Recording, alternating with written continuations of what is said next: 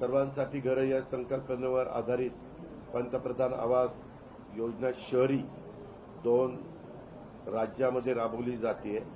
त्याच्यामध्ये प्रधानमंत्री आवास योजना शहरीमध्ये पुणे विभागामध्ये साधारण पिंपरी चिंचवड आणि पुणे शहरात आणि पुणे ग्रामीणला असे मिळून 35,000 घरांच्या निर्मितीचा कार्यक्रम आम्ही हातामध्ये घेतलेला आहे।